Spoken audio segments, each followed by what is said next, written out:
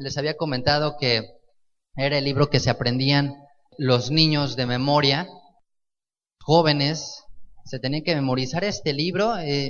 Yo la verdad no sé cómo, no me da el cerebro ya. Es el problema, ¿verdad? De vivir tanto tiempo alejado de Dios. Entonces ahora ya que lo quieres memorizar, no, pues está difícil. Pero bueno, por lo menos Dios nos lo da aquí por escrito y tenemos que esforzarnos por conocerlo bien, porque, vuelvo a hacer el mismo énfasis, es la parte práctica de lo que hasta ahora hemos visto en cuestión de la Torah. Ajá. Entonces aquí sí se va a ver realmente que hay que aplicarlo, que hay que vivirlo, que hay que hacerlo. Y vamos a entrar al capítulo 12. El capítulo 12 es un capítulo que nos habla acerca de la purificación de la mujer después del parto, que es una parte, es un proceso natural, ¿no? En una familia, en un matrimonio, es uno de los propósitos por los cuales Dios une a dos personas con el propósito de fructificar y multiplicarse. De hecho, se considera que el primer mandamiento que está escrito en toda la Biblia es justamente ese, es procrear, es multiplicarse, es ser fecundo. ¿Por qué? Porque Dios quiere llenar la tierra de sus hijos. Dios quiere llenar la tierra de gente que le conozca. Entonces, si cada quien de aquí tuviéramos de a 12 hijos y esos 12 tuviesen a su vez 12, pues prácticamente ya nos haríamos dueño de esta ciudad, ya sin problemas. ¿No les gustaría eso? ¿No sería más fácil? Hay ciertas tablas de estas demográficas, de estas que es más, se utilizan en estos programas comerciales de mercadeo, de las pirámides estas, de que si tú invitas a 2, luego esos 2 invitan a 2, ya son 4, y luego esos 4 invitan a 8, y 8 16, y así, ¿no? Entonces como que ves la proyección que va siendo potencial, y dices, oye, no inventes, o sea, como que de 2, ya en un ratito se hacen, no sé, 258, y luego ya 500, y luego así, ¿no? A mí me gustaba mucho un comentario de un rabino que decía que tiene 12 hijos, bueno, nos quedamos en la cuenta de 12, yo no sé si siga teniendo más. Dice, es que lo que estoy haciendo es tratar de conquistar el mundo. Dice, a través de mis hijos, dice, porque dice, ya hice la estadística y en no sé cuántos años ya voy a tener, hagan de cuenta, 7,800, no sé cuántos ya descendientes, ¿no? Y no era algo así de 1000 años, o sea, era algo así que casi los veía todavía, ¿no? Entonces parte natural, es algo que Dios nos ha llamado a hacer, así que bueno, pues los que no se han casado, no tomen mi mal ejemplo, de solo 2 hijos, no tomen nuestro mal ejemplo, al contrario, siempre y cuando pues sus posibilidades sean alcanzables y su pareja esté de acuerdo, obviamente, sea algo que van a disfrutar y a bendecir. Y bueno, pues sabemos que después de la caída cambiaron las condiciones de esto, ¿no? Porque bueno, pues es muy fácil decir, pues tengo un montón de hijos, pues sí, pero a ti no te duele, ¿no? Lo que dice la mujer, ¿no? Como el día que nació nuestro hijo, a los 10 minutos yo le dije a Ivy, quiero otro bebé. Y así desmayándose, ¿no? Así de, no nos podemos esperar tantito. Y yo digo, ¿a poco te dolió? Pues yo no vi que doliera tanto, pero bueno.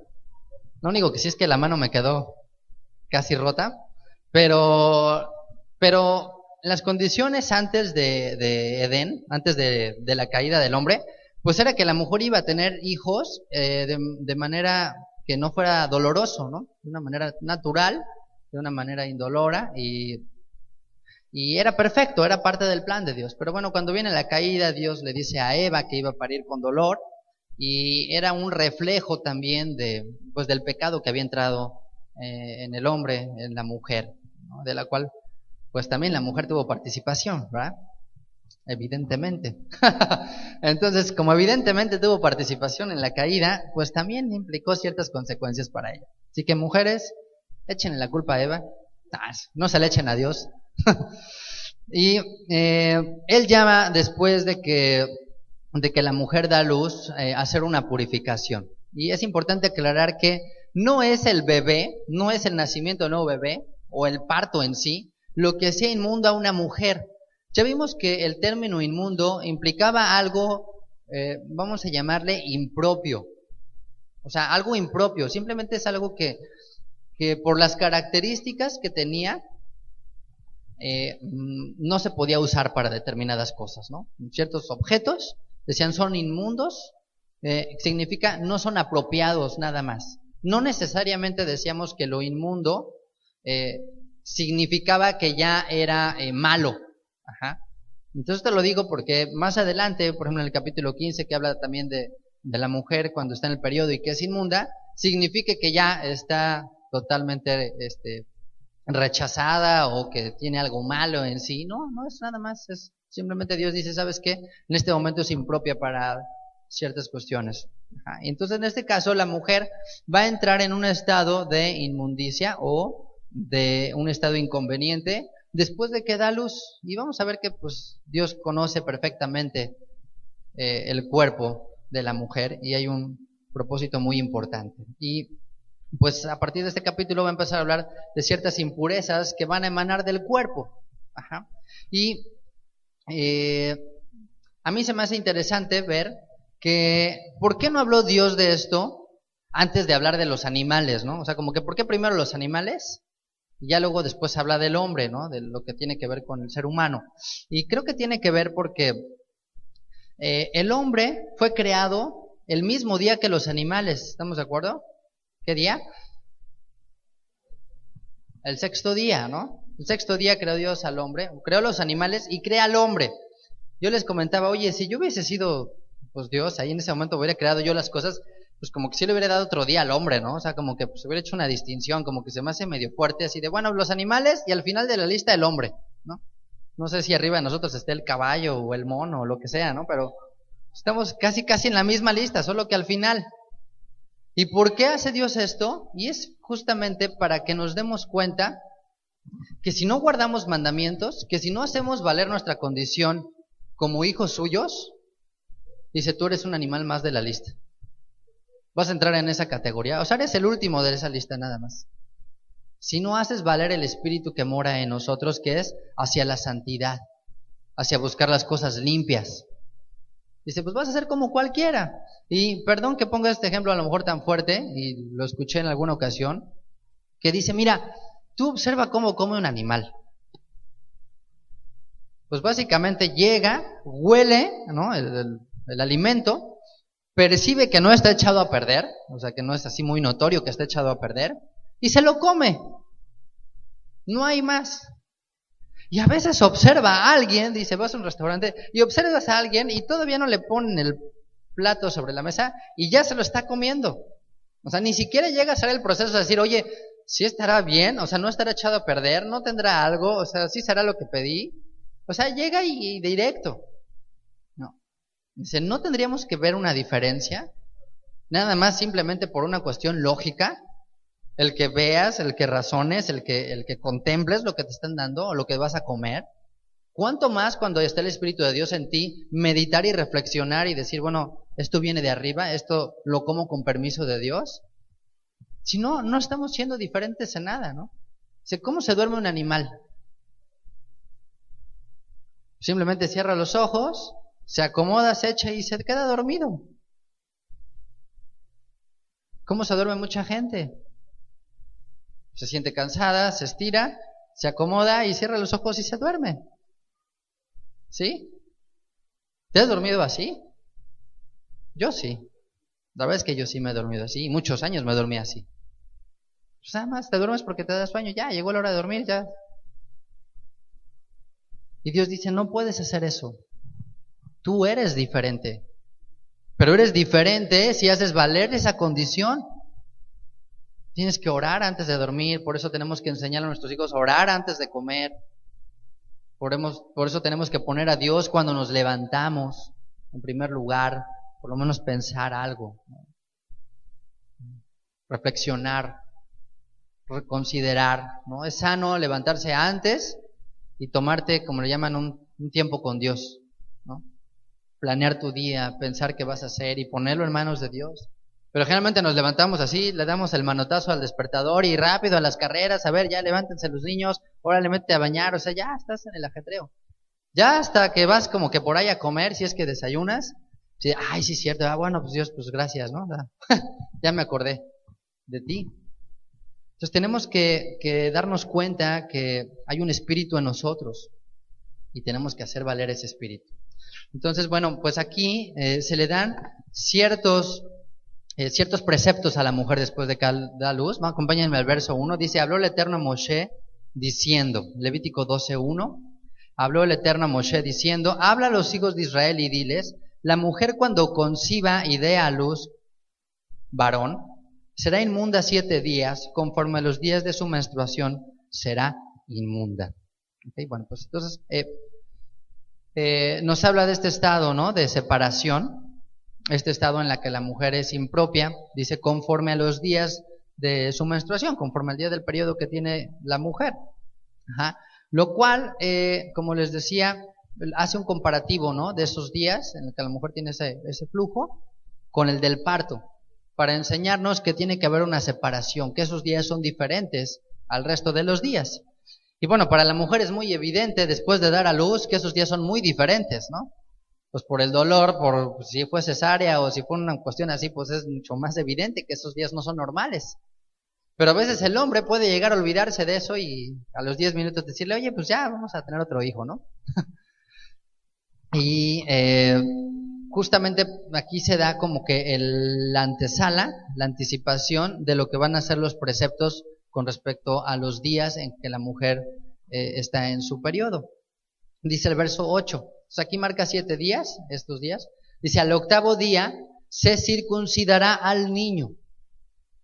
Ajá. Y aquí introduce el precepto del Brit Milá. Ya lo habíamos tocado.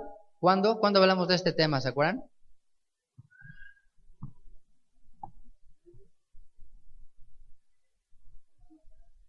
En Génesis capítulo 17.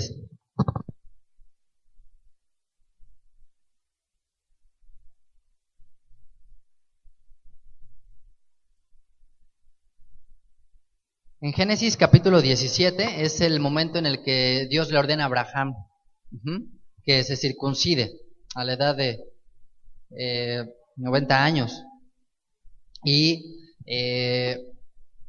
se le da este precepto no solo para él, sino para sus hijos. Y le dice, bueno, no nada más tus hijos, sino también los siervos de tu casa, todo nacido, todo comprado, todo aquel se tiene que circuncidar. Y esta es la segunda vez que aparece este precepto. Ajá. Y aquí sí se marca una vez más que dice que tendrá que ser al 8º día. Vemos que Abraham hizo eso al 8º día justamente con Isaac. Y es importante hacerlo en este día. Es importante hacer el Brit Milá en ese día, cuando se tiene un bebé, un varón, porque si no, no se está cumpliendo a cabalidad del precepto. Y vamos a ver ciertas razones de por qué al 8º día. El 8º día, el 8, sabemos que es el número que representa algo sobrenatural. Aprendimos en la historia de Hanukkah que el número 8 representa el número de los milagros, el número que simboliza lo que va más allá de la naturaleza. El mundo fue creado en 7 días. Entonces el 8º es como el día que trasciende la creación misma. Y se considera que el número 8 es un número que une lo físico con lo espiritual. Por eso es al 8º día.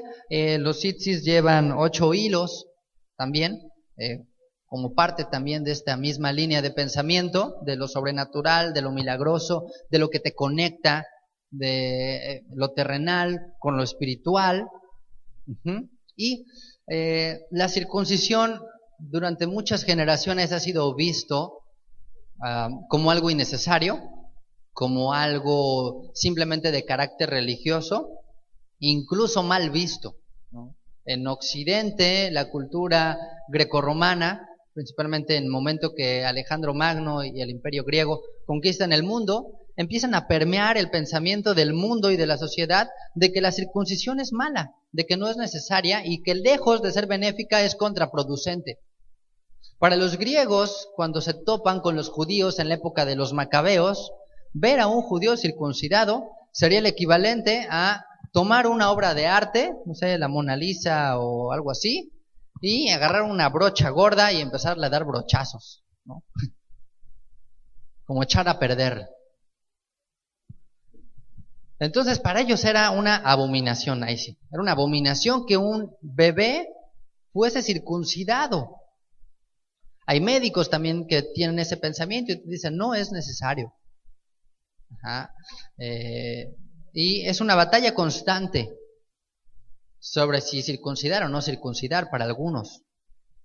Tenemos que entender que la circuncisión no está ligada a la salvación. Ajá. La circuncisión no garantiza que una persona es salva o va a ser salva. Es una señal de un pacto que representa la Torá. Es un punto que pones en el mapa de un hijo, el cual estás empezando a marcar su destino. Porque es difícil saber a dónde llegar si ni siquiera sabes de dónde partiste. A veces necesitas empezar a conocer tu origen para poder decir ahí quiero llegar. Por eso es importante conocer el tema de las raíces hebreas, para saber quién eres, de dónde te tomó Dios. Entonces la circuncisión por los griegos era innecesaria, era una abominación hacia el cuerpo, era profanar una obra de arte. En la cultura griega el cuerpo es una obra perfecta de la creación de Dios. Incluso pues prácticamente había hombres que eran considerados dioses. Los Juegos Olímpicos o las competencias que se hacían entre los griegos totalmente desnudos y era un culto al cuerpo. Sin embargo, el judaísmo nunca lo ha visto así y la Escritura también nos muestra que nunca ha sido así. Podemos tomar el mandamiento de la circuncisión como un mandamiento ilógico si ustedes lo quieren ver así. Si les parece aún así ilógico, podemos tomarlo de esa manera. No encontrar una razón como tal, lógica. Sin embargo, tenemos que hacerlo si confiamos en la sabiduría de Dios. Si creemos que Él es más sabio y más inteligente que nosotros, lo haremos con agrado. ¿Que hay riesgos? Bueno, hay riesgos, por supuesto que hay riesgos. Es más riesgoso hacerlo más grande que hacerlo más chico, que hacerlo al 8º día. Y en el judaísmo se ve diferente la manera en la que el hombre participa en la creación. Hubo un debate en alguna ocasión entre un rabino llamado Akiva y un emperador, un general romano, en la que él criticaba justamente esta parte en la que el hombre tiene que involucrarse en la cuestión del Brit Milá, ¿no? En la creación de Dios. Y este rabino le pregunta, ¿tú qué consideras que es superior, la creación del hombre o las acciones del hombre o la acción de Dios? Y el romano le dice, obvio que es las acciones de Dios, Él es superior, no podemos hacer algo más grande de lo que Él ha hecho. Evidentemente no podemos ser más grandes que Dios, pero en un sentido sí Dios nos permite hacerlo y permitir que la obra del hombre sea superior a la obra de Dios. Y comenta que este rabino le pide a su esposa cuando regresa a casa que le haga así un pastel así muy rico, y se lo lleva junto al romano, le lleva el pastel y le lleva un costal de harina y se los pone enfrente y le dice, ¿cuál de estos dos es superior? Dice, pues obviamente el pastel, ¿no? Mucho más rico, porque pues la harina no la puedo comer, o sea, está cruda. Dice, ¿te das cuenta? Dice, por supuesto, el pastel es una obra superior. ¿Y qué tuvimos que hacer para que esta harina se convirtiera en pastel? Pues la mano del hombre, ¿no? El que el hombre se involucrara, el que el hombre participara de ello para convertir un elemento natural en algo superior, en algo mejor. Ajá. Y de esa manera Dios le permite al hombre participar. El Brit Milá es igual. Se considera que el ser humano no es un ser perfecto, no nacemos siendo perfectos. Nacemos al contrario, lleno de imperfecciones, y Dios nos permite participar y tomarnos de Él para perfeccionarnos en el camino. Así que el Brit Milá es una manera de buscar acercarnos más a la voluntad de Dios. No tiene nada que ver con la salvación. Ya después se malinterpretó y se tomó y se llevó a esos puntos, pero en un inicio no es así. La idea del Brit Milá es que el hombre, a través de este mandamiento, al Padre y al Hijo le permite acercarse a Dios.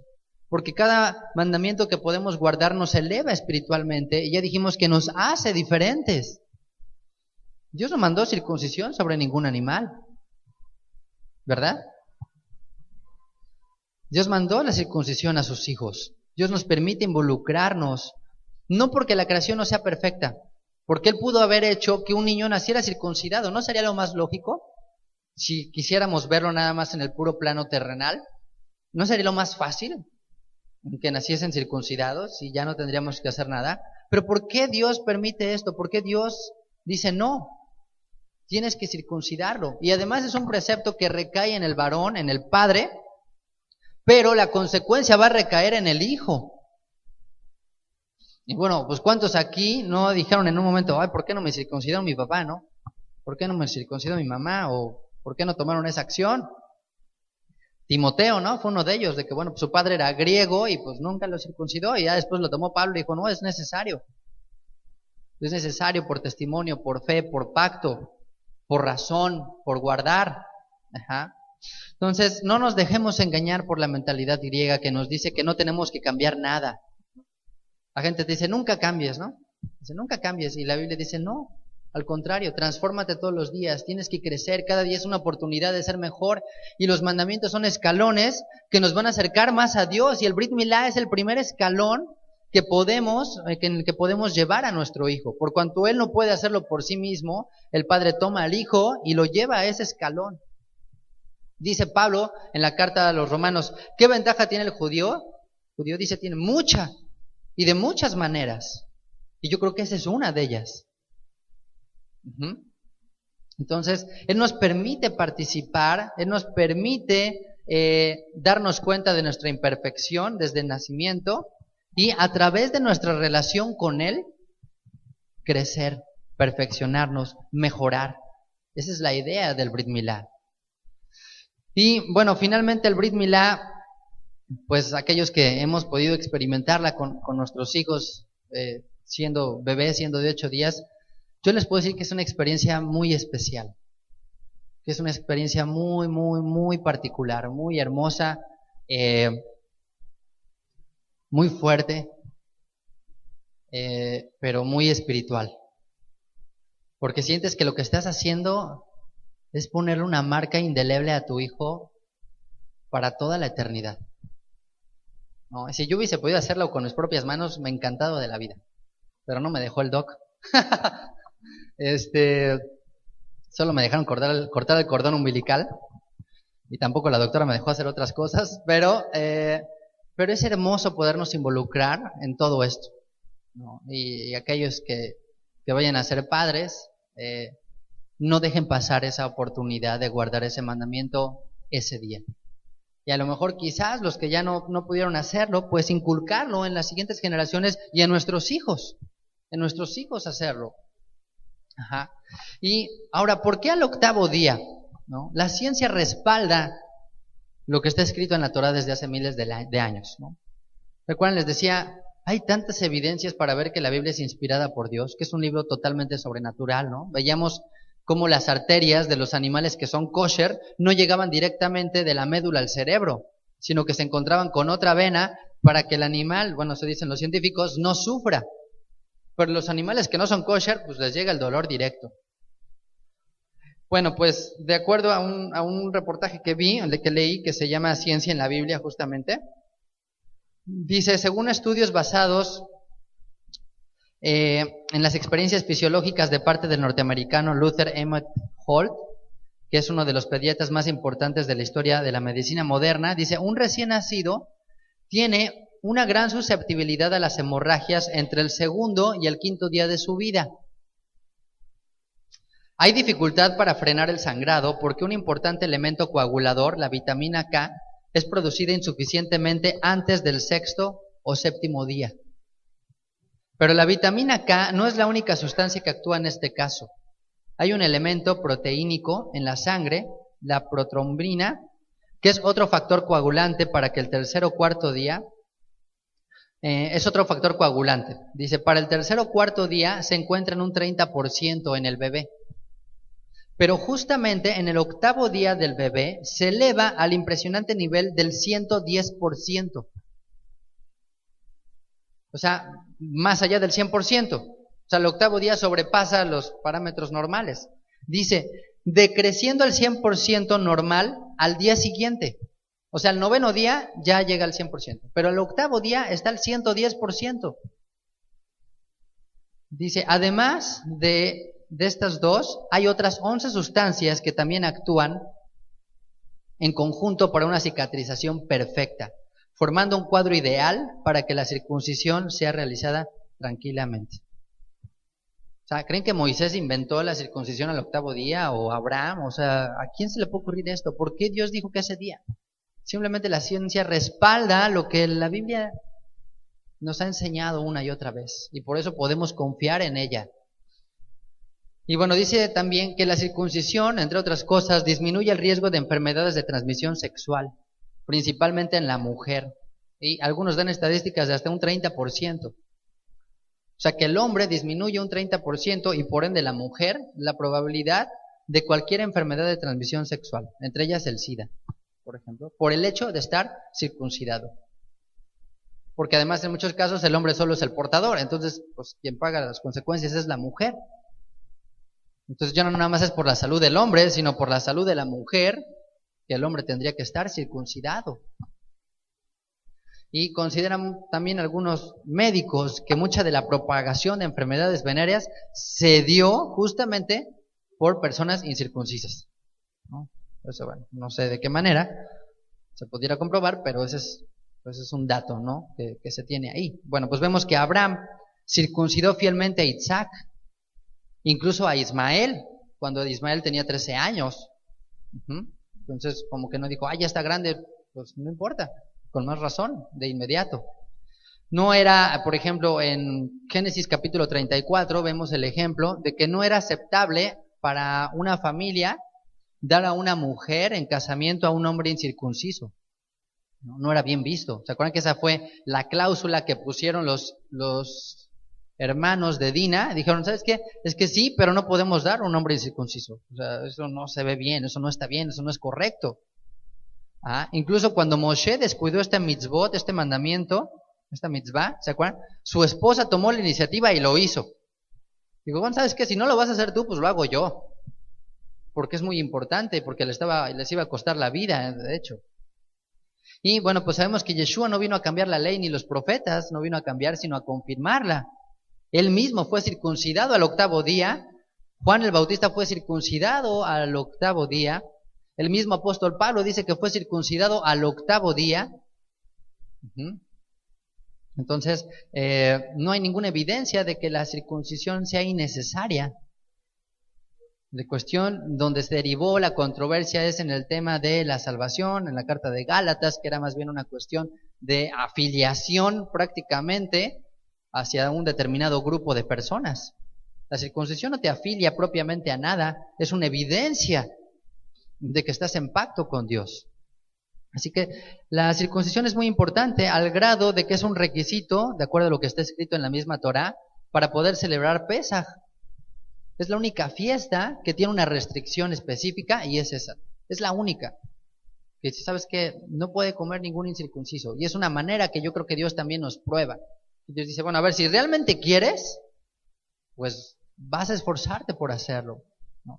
Y bueno, quizás no sea hoy en día para muchos necesario. Pero yo sé que en el ámbito espiritual es más que necesario. Así que, pues bueno, aquí se nos manda que aunque la mujer está en un estado delicado, dice al 8º día se circuncidará al niño, ¿no? Va a tener que pues hacer el esfuerzo. Y dice el verso 4, dice, mas ella permanecerá 33 días purificándose de su sangre. Ninguna cosa santa tocará, ni vendrá al santuario, hasta cuando sean cumplidos los días de su purificación. Bueno, después de esos 7, se añaden otros 33, y dice, no vendrá al santuario, ¿no? Y esto no quiere decir que aplique hoy en día a una congregación, lo que yo considero, porque hay gente que lo ve de, no vayas a la congre porque estás totalmente en inmundicia. Evidentemente el consejo sano es, no lo hagas por una cuestión de salud, más que por una cuestión de que este es el templo y cosas así. Pero, por ejemplo, en el caso aquí de los levitas, ¿no? Que sus esposas participaban de los alimentos que se llevaban ciertas ofrendas, dice, ¿sabes qué? No participará de ella, no participará en el templo, esos 33 días. Y dice, después de esos días, ya quedará purificada. Dice el verso 5, y si diera a luz hija, será inmunda 2 semanas conforme a su separación, y 66 días estará purificándose de su sangre. Pues bueno, pues aquí, en el caso del varón, se dan 7 más 33, en el caso de la niña 14 más 66, que la Torá no nos da una razón lógica de por qué esta diferencia, ¿no? Así que si la encuentran, pues ahí me avisan, ¿no? Pero bueno, Dios lo determinó así. Creo en parte es porque tiene un poco de la relación el que la mujer fue la que pecó, que es lo que dice Pablo le dice a Timoteo, ¿no? Porque no fue el hombre el que fue engañado, sino la mujer. Entonces, como una manera de reflexionar y de consecuencia del pecado que trajo la mujer, es un periodo adicional de separación. Y bueno, esto es sano, incluso de manera emocional, porque tiene que haber una etapa de adaptación entre el bebé y la madre, ¿no? Tiene que haber un proceso de ajustar las cosas para toda la familia, y pues no es sencillo hacer un cambio cuando viene un bebé nuevo, pues ahora sí que te modifica todos los horarios, te modifica todas las cosas, y estos días de apartarse, de separación, son también con el propósito de poder prepararse mejor, ¿no? Para ese momento. Dice el verso 6, cuando los días de su purificación fueren cumplidos, por hijo o por hija, traerá un cordero de 1 año para holocausto y un palomino o una tórtola para expiación, a la puerta del tabernáculo de reunión al sacerdote. Entonces también se llevaban sacrificios, uno era olá, era una consagración, era un sacrificio de holocausto, era un cordero, y el otro era un ave. Entonces este pecado de expiación es el pecado de jatá, es una expiación, un pecado, una ofrenda de pecado, posiblemente como el recordatorio del pecado de Eva, que trajo justamente pues lo que sea necesario, toda esta purificación y toda esta situación de inmundicia, pues posiblemente se hace como un recordatorio a ese momento. Dice el verso 7, y él los ofrecerá delante del Eterno y hará expiación por ella y será limpia del flujo de su sangre. Esta es la ley para la que diera luz hijo o hija. ¿Ok? Y como les digo, la ciencia sigue respaldando mucho de esto porque nos muestra que la matriz de la mujer sigue desechando residuos después del parto. O sea, no es cierto de que pues ya nació el bebé y se acabó, eso no es cierto. Quedan residuos y el útero, por ejemplo, se tarda, y esto está comprobado, alrededor de 40 días en regresar a su tamaño habitual por las modificaciones que hubo, ¿no? Las hormonas es un proceso también que hay un desajuste muy grande. Por eso, pues de repente ya se ponen muy sensibles y de repente más insensibles y luego otra vez sensibles y luego insensibles y luego ya, ¿no?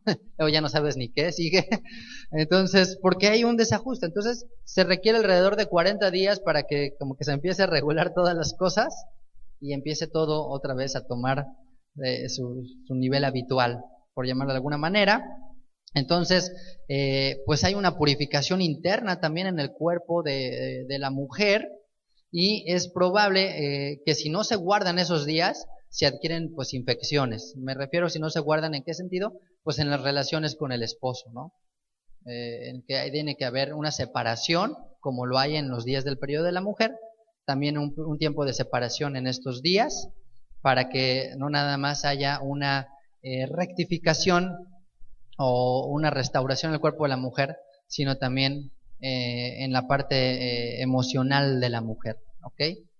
Y también vemos que dicen los médicos que a veces hay desgarres al momento de nacer el bebé, ¿no? Cuando pasa por el canal, entonces pues también requiere que eso cierre, cicatrice, se purifique, se limpie. Entonces es por eso importante esos días. Se considera que esto también aplica cuando hay pues algún aborto involuntario, algún legrado, también se considera que la mujer tiene que dejar estos días para que Dios restaure también el cuerpo y todo este proceso. Y dice el verso 8, y si no tiene lo suficiente para un cordero, tomará entonces 2 tórtolas o 2 palominos, ¿no? También el Eterno también considera esa cuestión, y pues si no había cordero, pues podían ser las tórtolas o los palominos, uno para el holocausto, otro para expiación, y el sacerdote hará expiación por ella y será limpia. Así que,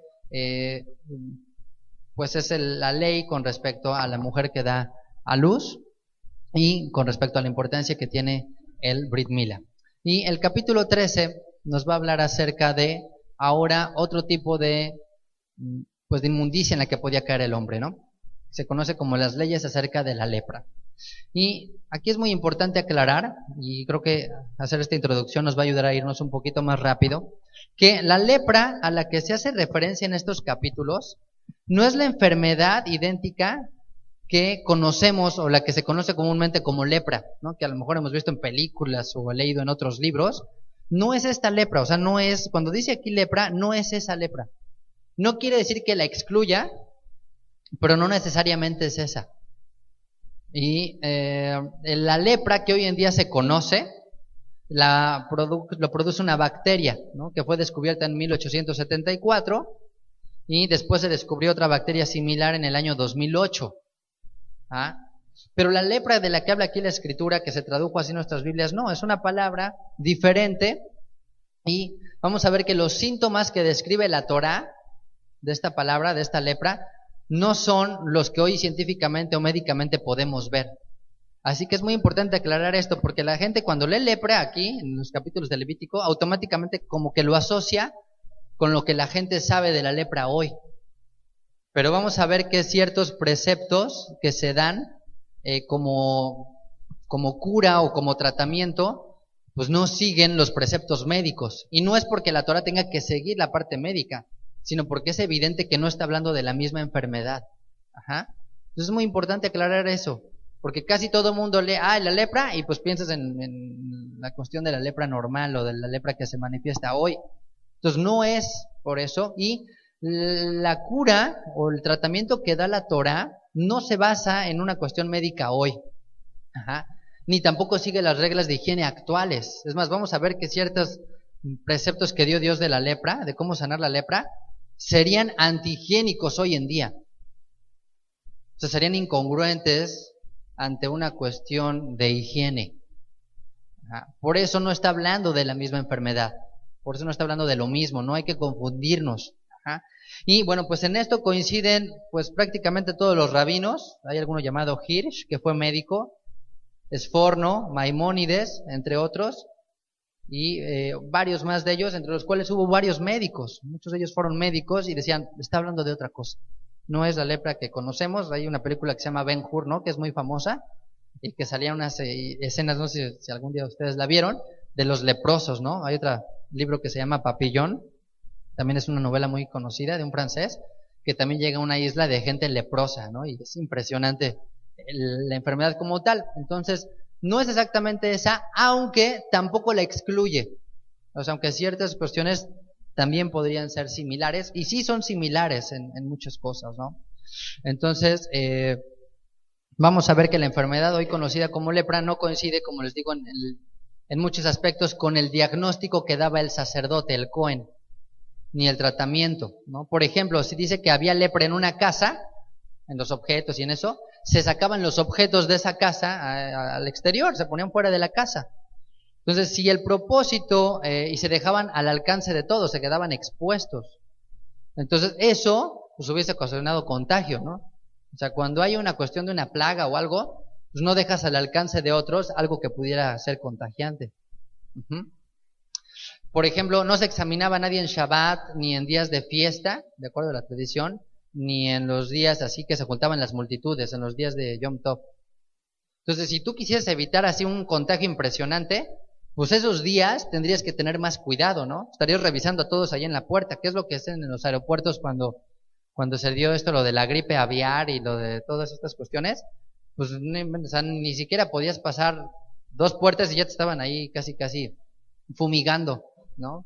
Para que evitar contagios, para evitar que se propagara. Entonces acá vamos a ver aquí que en la Torah no había esas cuestiones, no siempre se seguía eso. Ajá. El Cohen, por ejemplo, solamente revisaba las partes que eran fácilmente visibles, ¿no? Y un médico hoy pues no hace eso, ¿sabes qué? Pues quítate la ropa o quítate la camisa, o sea, te tenía que inspeccionar bien. Entonces, bueno, entre estas y otras razones es evidente que no está hablando de esto. Entonces, la palabra que se usa en nuestras Biblias para la lepra se le llama zarat. Zarat es lo que se traduce como lepra. Entonces, bueno, le llamaremos lepra en su momento que lo leamos, pero ustedes saben que se refiere a esta palabra que es zarat y que es una infección, que es una enfermedad.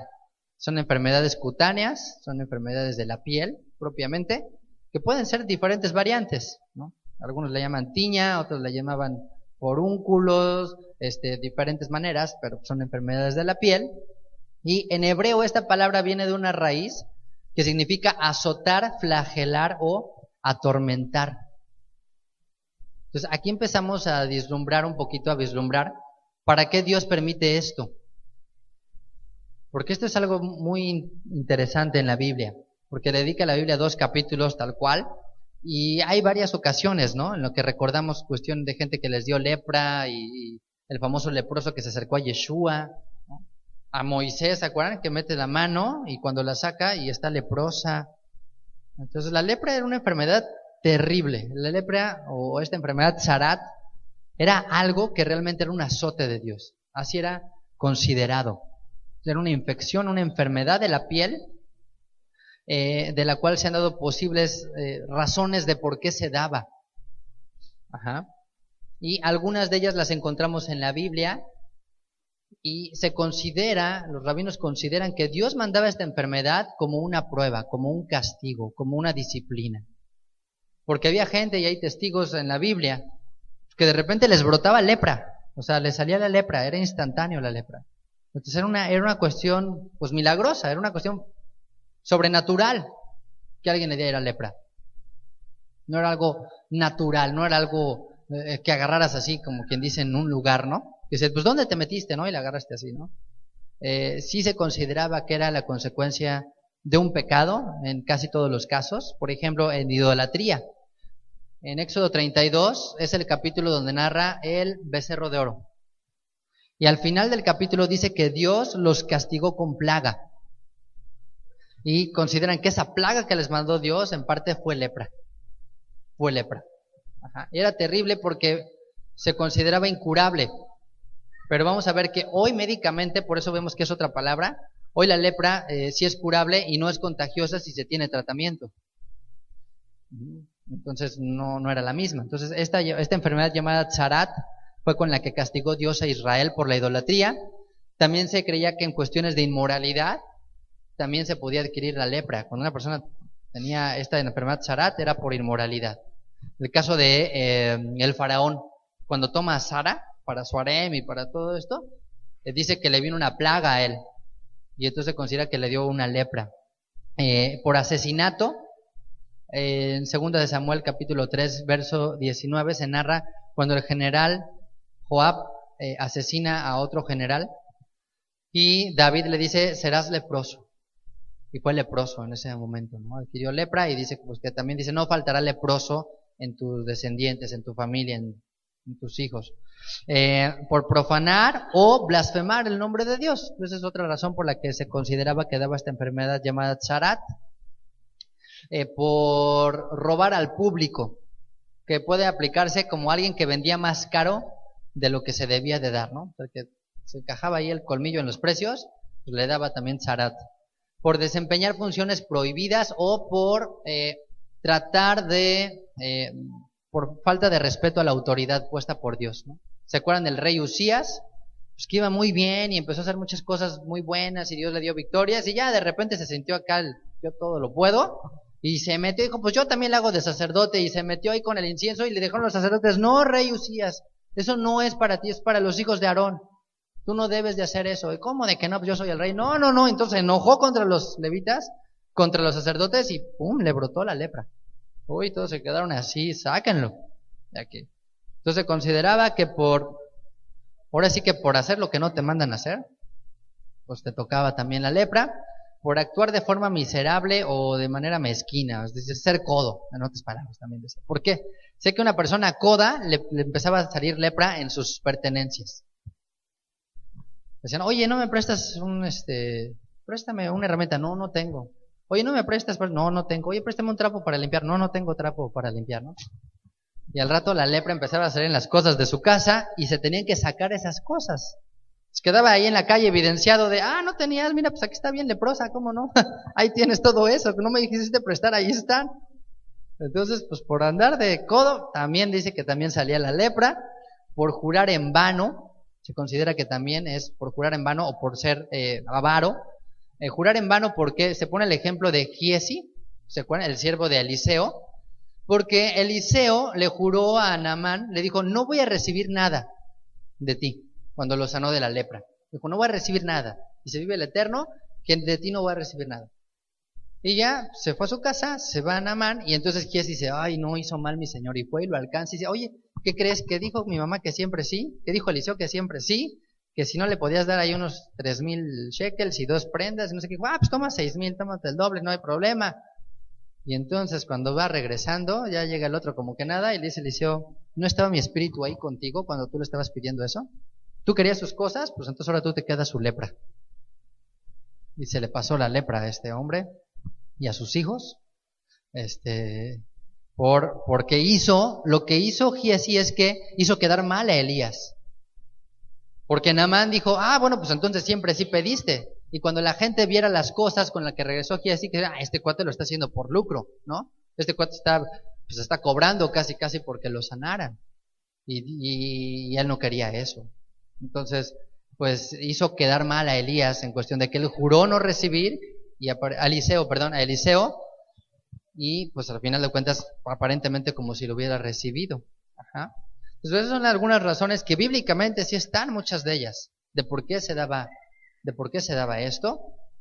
Entonces esta enfermedad era algo extraordinario, como les decía, se podía adquirir de forma inmediata, o sea, no era algo así como que era un proceso.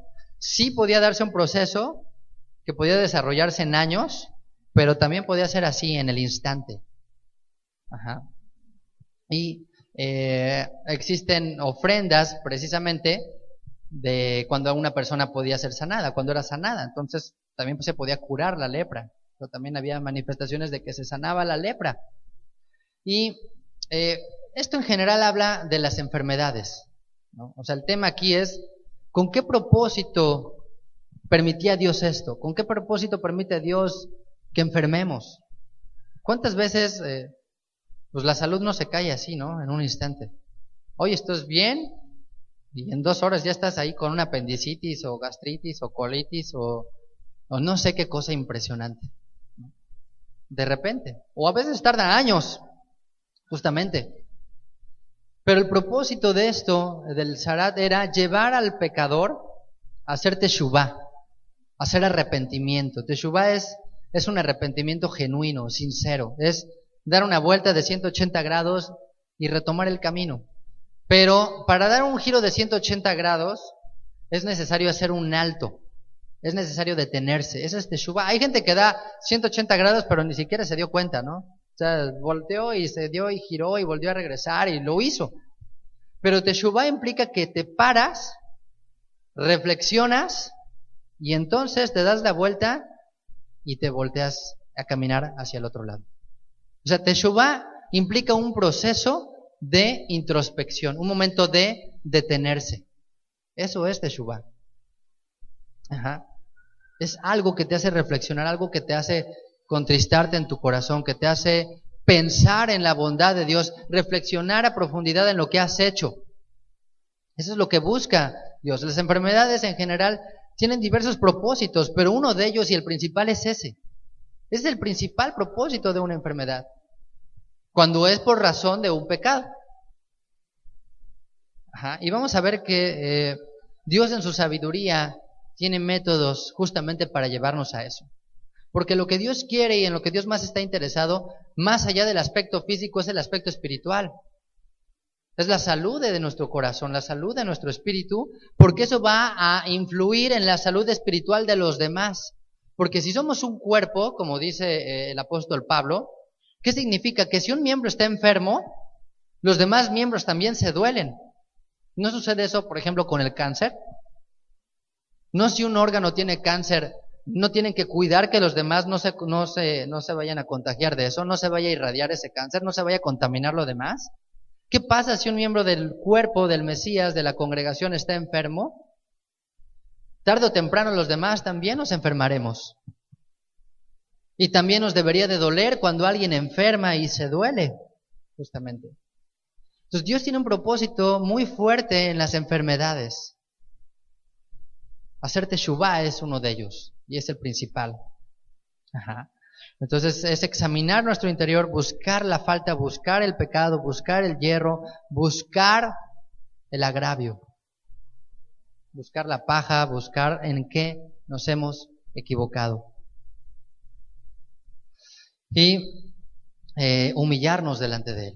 Así que vamos a ver otros puntos importantes. Vamos a empezar desde el verso 1, a ver si nos da tiempo de terminar. Dice: habló el Eterno a Moshe y a Aarón diciendo: cuando el hombre tuviera en la piel de su cuerpo hinchazón o erupción o mancha blanca, y hubiera en la piel de su cuerpo como llaga de lepra, será traído a Aarón el sacerdote o a uno de sus hijos los sacerdotes.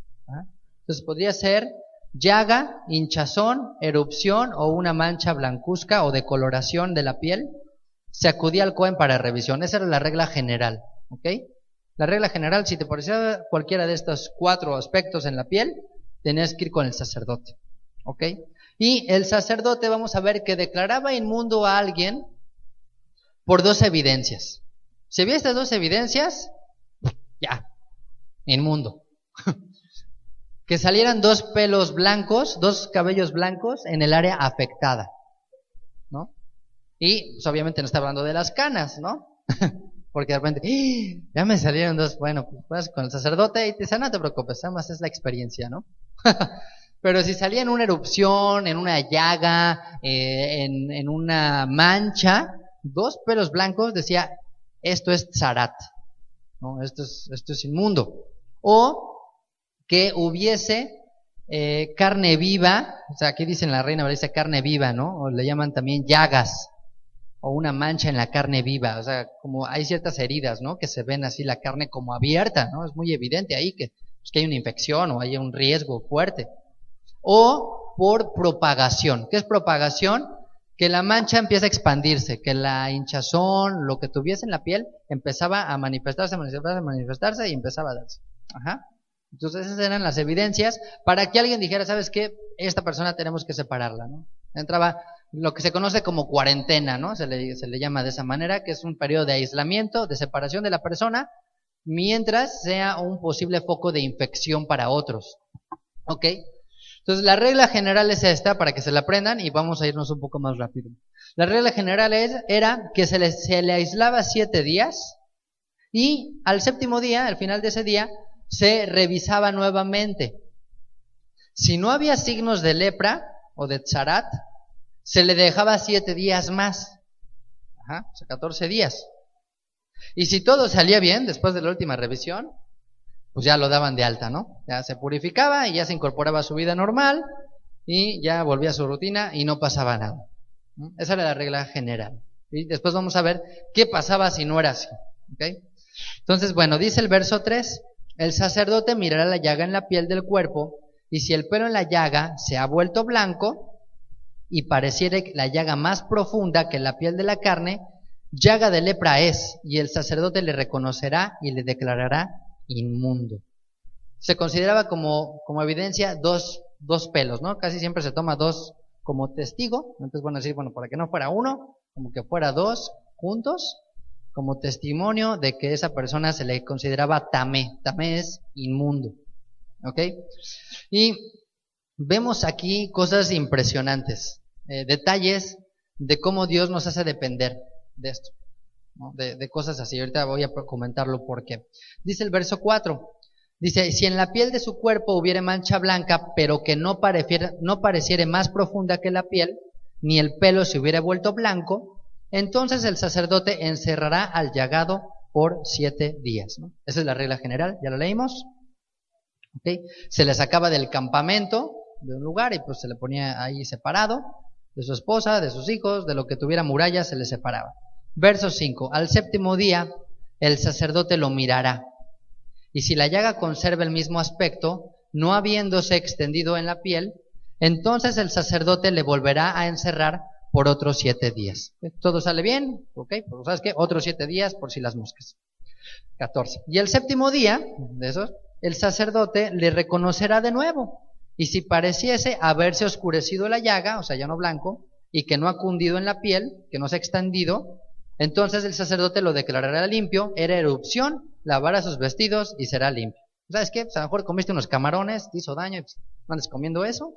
O pues báñate porque el sudor te irrita la piel, o ve tú a saber qué era, y entonces sabes que no hay problema, ya, reincorpórate, estás limpio. Dice, pues lo que dice el verso 6, era erupción, lavará sus vestidos y será limpio, ¿no? Se bañaba, lavaba las ropas, listo.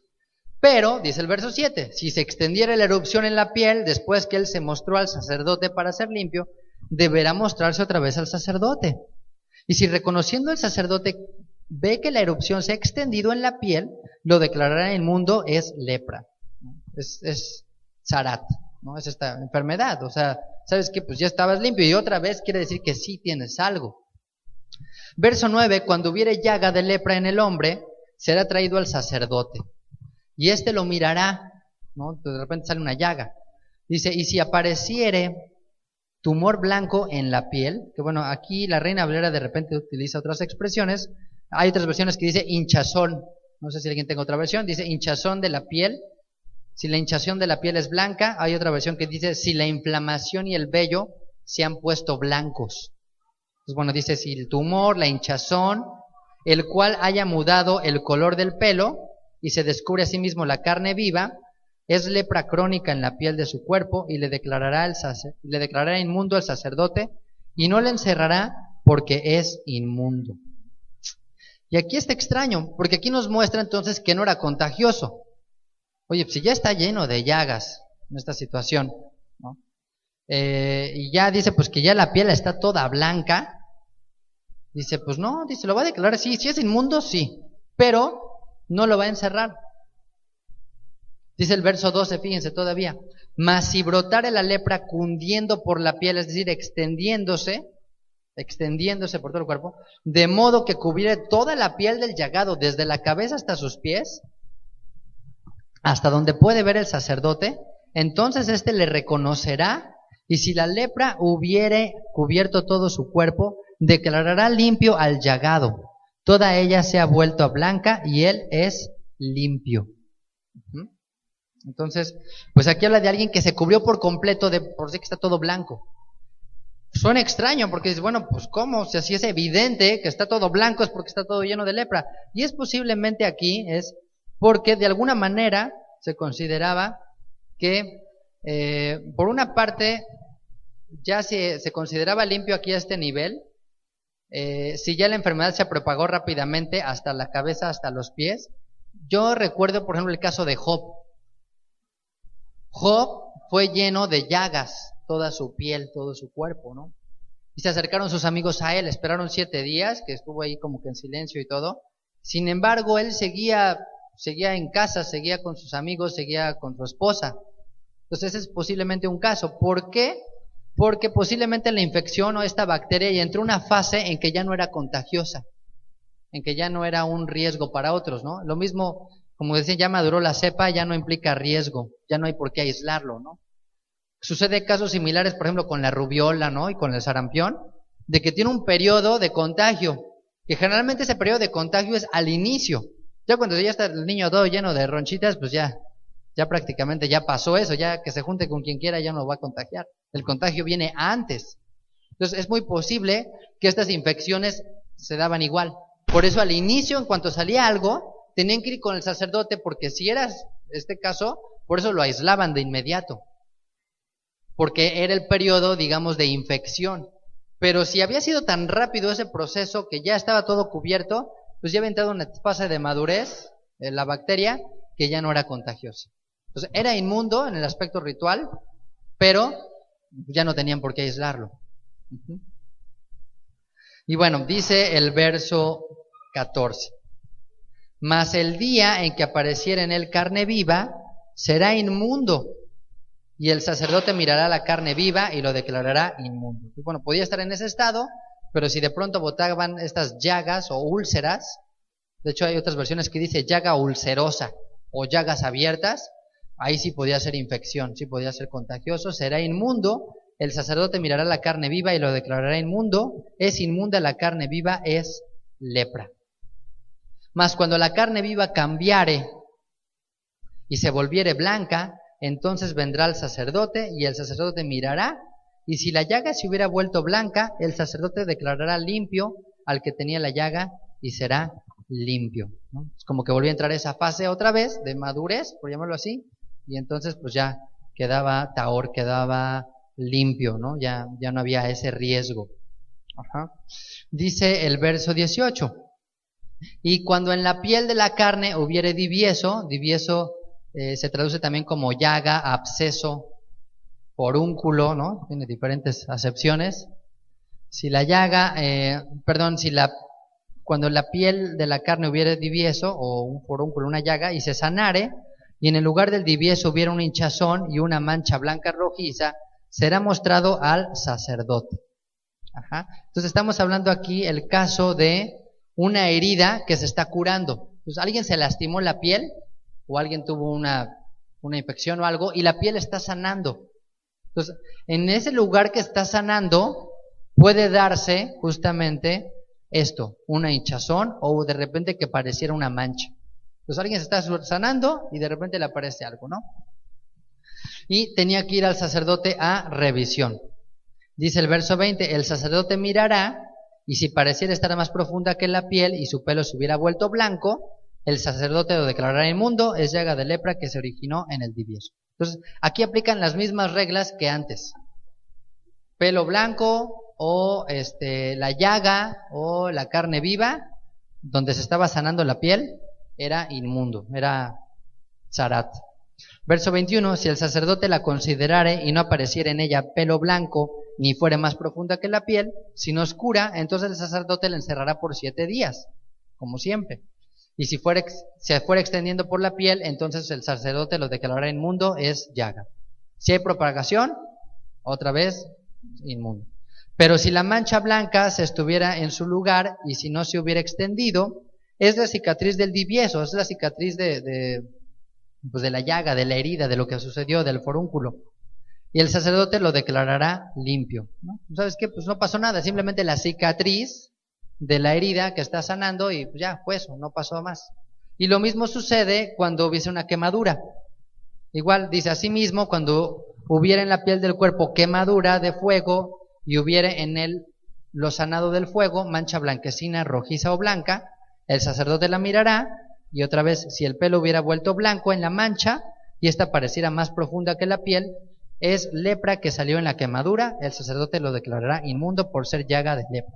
Mas si el sacerdote la mirare y no apareciera en la mancha pelo blanco, ni fuera más profunda que la piel, sino que estuviera oscura, lo encerrará por 7 días. Y al 7º día el sacerdote la reconocerá, y si se hubiera ido extendiendo por la piel, ¿dónde me quedé? Ahí, se me cerró aquí. Si se hubiera ido extendiendo por la piel, el sacerdote lo declarará inmundo, es llaga de lepra. Pero si la mancha se estuviera en su lugar y no se hubiera extendido en la piel, sino que estuviera oscuro, es la cicatriz de la quemadura, el sacerdote lo declarará limpio, porque señal de la quemadura es. Lo mismo caso que la herida, simplemente es que está sanando lo que se quemó de la piel, pues no hay ninguna infección, no pasa nada y pues es limpio. Verso 29, y al hombre o la mujer que le saliera llaga en la cabeza o en la barba, dice, el sacerdote mirará la llaga, o en el mentón, ¿no? Más que en la barba, en el mentón. Y si apareciere más profunda que la piel y el pelo de ella fuere amarillento y delgado, entonces el sacerdote la declarará inmundo, es tiña, es lepra de la cabeza o de la barba, ¿no? Aquí se le denomina tiña a esta enfermedad zarat. Ajá. Y el tiña, pues es justamente como que es un grupo de diferentes enfermedades. La tiña, que ocasiona un hongo, sí se puede dar en la cabeza, ¿no? Hay gente que se le cae el cabello y cosas así, por la tiña que se da en la cabeza. Entonces puede dar incluso en el pie, sí que el pie de atleta es un hongo derivado de la tiña, por ejemplo, ¿no? Y algunas veces da comezón y todo esto. Entonces dice, bueno, si esto le sucediere, que fuera amarillento y delgado, entonces el sacerdote lo declarará inmundo. ¿Ok? Es lepra de la cabeza o de la barba, mas cuando el sacerdote hubiere mirado la llaga de la tiña y no pareciere más profunda que la piel, ni hubiera en ella pelo negro, el sacerdote encerrará por 7 días al llagado de la tiña. Y al 7º día el sacerdote mirará la llaga, y si la tiña no pareciera haberse extendido, ni hubiera en ella pelo amarillento, ni pareciere la tiña más profunda que la piel, entonces le hará que se rasure, pero no rasurará el lugar afectado, y el sacerdote encerrará por otros 7 días al que tiene la tiña. O sea, la cuestión de la rasurada era para que no se fuese expandiendo posiblemente y que quedara más evidente si es que fuese esto. Dice el verso 34. Y al séptimo día mirará el sacerdote la tiña, y si la tiña no hubiere cundido en la piel, no se hubiera extendido, ni pareciere más profunda que la piel, el sacerdote lo declarará limpio, lavará sus vestidos y será limpio, ¿no? Básicamente muy similar a las reglas anteriores. Pero si la tiña se hubiera extendido en la piel después de su purificación, entonces el sacerdote la mirará, y si la tiña hubiese cundido en la piel, no busque el sacerdote el pelo amarillento, es inmundo.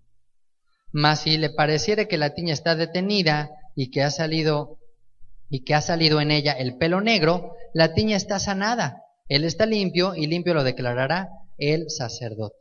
Asimismo, cuando el hombre o la mujer tuviera en la piel de su cuerpo manchas blancas, el sacerdote mirará, y si en la piel de su cuerpo aparecieren manchas blancas algo oscurecidas, es empeine que brotó en la piel. Aquí dice empeine, otras versiones dice es erupción cutánea, otros dicen irritación, ¿no? Es una irritación que brotó en la piel, está limpia la persona. O sea que no porque saliera una manchita ya es automáticamente, ¿sabes qué? Ya, vamos a encerrarlo. Simplemente, ¿sabes qué? Pues es una erupción de la piel, es una irritación, ¿no? A lo mejor te raspó algo, lo que sea, pues es una irritación. Dice, verso 40, y el hombre, cuando se le cayera el cabello, es calvo pero limpio. Ya ven, entonces, los calvos no son inmundos. Nadie dice, bueno, es calvo, pero pues está limpio. Porque no se asocie con otro, ay, se le está cayendo el cabello, entonces este cuate ya, ¿no? Los pelones no. Dice, no, es calvo pero limpio. Dice, y si hacia su frente se le cayera el cabello, es calvo por delante, pero limpio, ¿no? Luego le dicen de frente amplia, ¿no? Le dicen, no, es que es de frente amplia, ¿no? Dice, más cuando en la calva o en la antecalva hubiere llaga blanca, ahí sí es diferente. Ya si hubiera una llaga rojiza, lepra es que brota en su calva o en su antecalva. Entonces el sacerdote lo mirará, y si pareciera la hinchazón de la llaga blanca rojiza en su calva o en su antecalva, como el parecer de la lepra de la piel del cuerpo, leproso es inmundo. Y el sacerdote lo declarará luego inmundo, en su cabeza tiene la llaga. Okay, pues si es así, en la piel de la cabeza calva salía, pues era más evidente, ¿no? Era como que más claro. Y dice el verso 45, y el leproso, en quien hubiere llaga, llevará vestidos rasgados y su cabeza descubierta, y embozado pregonará, inmundo, inmundo, que es en hebreo tamé, tamé. Dice, todo el tiempo que la llaga estuviera en él, será inmundo, estará impuro y habitará solo fuera del campamento, será su morada. Ajá. Y pues esta es la parte muy difícil, ¿no? Que tenemos que pensar de lo que provocaba la lepra o esta enfermedad, ¿no? Es un aspecto que afectaba el ámbito físico, el ámbito social y que buscaba restaurar el ámbito espiritual. Porque ¿algún día te has visto en el espejo y no te ha gustado lo que has visto? ¿Te ha salido algún día algún granito, un barrito o algo? O una arruga o una cana o algo y dices, ay, ya me está saliendo cana aquí en la barba. Y pues no te sientes muy bien. O de adolescente, ¿no? De repente, pues todos los barros, ¿no? ¿Y cómo te sentías? Así de que, ¿sabes qué? Pues no quiero que me vean, ¿no? Un día mi hermana experimentó conmigo y me salió así, me dejó la piel así lastimadísima, así. Y yo me acuerdo que estaba en la secundaria y no me sentía así súper mal, porque pues todas así de, ¿qué te pasó? ¿No? Así como que te sientes monstruo, ¿no? En ese momento de toda la piel así, ¿no? Y te pones a pensar en un instante lo que implicaría una enfermedad así, ¿no? Y lo que tiene que pasar una persona que sufre quizás una enfermedad similar o una enfermedad así. Lo que es lo profundo que puede llegar a ser esto, ¿no? ¿A qué nivel puede bajar la autoestima de muchas gentes? Cuando hay una distorsión, cuando hay una deformación, cuando hay un deterioro en alguna parte del cuerpo, ¿no? Es fuerte. La verdad es que tenemos que darle gracias a Dios de ser sanos. Y a lo mejor nos gusta el aspecto que tenemos, pero créeme que no es comparable con lo que tenía que vivir una persona que caía en lepra, ¿no? Porque es una enfermedad terrible, es una enfermedad muy fuerte. que entre otras cosas lo que hacía es que vimos que lo aislaban 7 días, primeramente. Y si todo salía bien, se quedaba otros 7 días. Y ese aislamiento, primeramente, era que tenía que permanecer efectivamente solo de todos, de todo contacto, solo de la sociedad, incluyendo su esposa, incluyendo sus hijos, incluyendo sus padres, si fuese una persona joven, incluyendo los amigos. Era una enfermedad que aislaba totalmente a la persona. Y ese era uno de los propósitos que tenía Dios, precisamente, aislarlo, separarlo. Imagínate que te quedas totalmente solo, no en una isla desierta, porque cuando te imaginas la isla desierta te imaginas así los cocos y el mar precioso, ¿no? No, estás totalmente solo, 7 días, pero no así en el mar Caribe y hermoso, ¿no? Sin internet, sin televisión, sin radio, sin libros, sin tener contacto con nadie, ni con nada, prácticamente encerrado, sabiendo que tienes un padecimiento que es incurable. La vida de mucha gente cambia a raíz de que le detectan una enfermedad. Es transformada su vida en ese instante. Pues imagínate esos 7 días, ahí tú, totalmente solo. O sea, ahí sí como dicen, solo y tu alma. Solo con Dios. ¿Qué propósito tendría eso?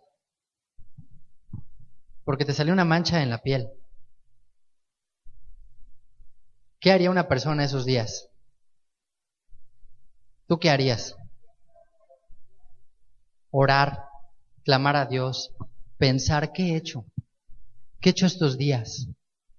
¿De quién hablé mal, no? ¿De quién hablé la shonara, no? Que es una de las razones que no leímos, que también por lo que derivaba la lepra, ¿no? El caso de Miriam es uno de los más claros. ¿De quién hablé mal? ¿No? ¿A quién juzgué? ¿Blasfemé el nombre de Dios? ¿Fui codo? ¿Asesiné a alguien de palabra? ¿No? O quizás juré en vano, hice quedar mal a alguien. Esos 7 días, imagínate qué terapia eran esos 7 días para una persona totalmente aislada. Aislada y sintiéndote mal. O sea, sintiéndote mal porque estás siendo rechazado, estás siendo sacado de tu propia voluntad. Cuando dices, oye, si no tengo nada, solo tengo una mancha, 7 días. Oye, es que tenía algo muy importante que hacer, pues no importa. Oye, es que es el bar mitzvah de mi hijo. Aislado totalmente. No podías hacer nada, no podías trabajar, no podías acercarte a los demás. Un leproso no podía trabajar, por tanto, ¿de qué vivía? De la caridad. Le llevaban comida, se la dejaban y se iban. Ni siquiera era de, bueno, vamos a comer juntos. No, o sea, como animal. Prácticamente, ¿no? Se la dejaban en una charola, en un recipiente y se la dejaban y hasta 2 días o lo que alcanzara la comida, si es que se acordaban de él. Entonces tenía que depender de otros. Cargaba el estigma social de ser una persona rechazada, menospreciada y además con la etiqueta de inmundo. ¿Algún día te han señalado? ¿Algún día te han rechazado? ¿Algún día te han expulsado de algún lugar? Se siente feo, la verdad. Pero somos humanos y quien diga que no, yo creo que está mintiendo. Porque todos tenemos nuestro corazoncito y a todos nos gusta sentirnos parte de algo y ser bien recibidos. Imagínate tomar a alguien y sacarlo. No lo estás sacando de la congregación, lo estás sacando de la sociedad, lo estás expulsando de una vida, de todo, de sus hijos, de su familia. Era una persona físicamente impedida, que empezaba su cuerpo a deformarse en muchos casos. Imagínate que lo que tú veías de tu cuerpo, se empezaba a caer la piel, se empezaba a deformar, se empezaba a trastornar. Su figura ya no era la que habías visto siempre. Eso es impactante. Ver tu cuerpo y no verlo como eres, si un día te levantas y te ves diferente, te impacta. Eso es fuerte, ¿no? ¿Has visto a alguien después de un accidente y que lo ves así golpeado, lo ves a alguien que han golpeado? ¿No te impacta de verlo así? Imagínate tú mismo verte y saber que los demás te están viendo igual, ¿no? Verse en el espejo y ver a otra persona. O sea, decir, esta persona no soy yo, te estás convirtiendo en otra cosa, en un monstruo. Eso era. El leproso no podía participar de ninguna cuestión religiosa, espiritual. No podía participar de Shabbat, obviamente. No podía participar de las fiestas. No podía ir al templo. No podía adorar. No podía participar de nada que tuviese que ver con las cosas de Dios. Todavía más fuerte aún, no podía participar de los eventos de la sociedad. Y mírate, bueno, vamos todos y tú no. No podía pues acercarse a su propia familia. Tenía que ver crecer a sus hijos de lejos, ¿no? No podía volver a tocar a su esposa, no podía tener intimidad con ella, no podía darle la mano, no podía jugar con sus hijos, no podría cargarlos, no podría asistir al bar mitzvah, no podría entregar a su hija en la jupá. ¿Has pensado qué sería eso? ¿Que no pudieras hacer eso con tu hijo? ¿Que el día de mañana te dijeran eres inmundo y no lo vuelves a cargar en tu vida? ¿No es eso fuerte? Que ya no que los vieras crecer nada más de lejos y si tuvieras oportunidad. Que los vieras celebrar sus cumpleaños, que los vieras celebrar su boda. No los vas a ver crecer nunca. Quizás veas a tu esposa casarse con otro hombre, ¿no? Quizá. Y la pregunta aquí es, ¿para qué entonces es la salud? ¿Para qué quieres salud? ¿Para qué será? ¿Para qué nos habrá dado Dios hoy? ¿Cuál será el propósito que tendría Dios hoy para ti? Que te levantaste de la cama, pudiste caminar y pudiste llegar aquí. Que pudiste cargar a tus hijos, que pudiste darle la mano a tu esposa, que pudiste desayunar. Pues es algo que tenemos que reflexionar. Y justamente busque eso Dios cuando nos enfermamos. Hacer una introspección profunda, seria, y es un proceso doloroso, pero también Dios quería que así viéramos el pecado. Que el pecado causa dolor, que el pecado lastima, que el pecado trae consecuencias. Y que tenemos que hacer teshuvá. Y que si Dios te ha sanado en algún momento de tu vida, si Dios te ha restaurado, o si Dios no te ha permitido caer en algo así, es porque Dios tiene un propósito más grande. Y creo que tenemos que hacer valer ese propósito. Tenemos que hacer valer la salud que Dios nos da. Porque si no, Dios en cualquier instante nos la puede quitar. Y vemos que Dios controla el destino del hombre. El destino de un hombre dependía de 2 cabellos. De 2 cabellos dependía tu vida y la vida de tu familia. Yeshua dijo, ¿quién puede cambiar el color de su cabello, no? ¿Quién puede hacer un cabello blanco o negro? Solo Dios puede hacer eso. Así que vamos a orar y a darle gracias a Dios y a pedirle a nuestro Padre que nos ayude a valorar la salud que hoy tenemos. Aun cuando nos llega a faltar por momentos, podemos bendecir a Dios porque no estamos en una situación así.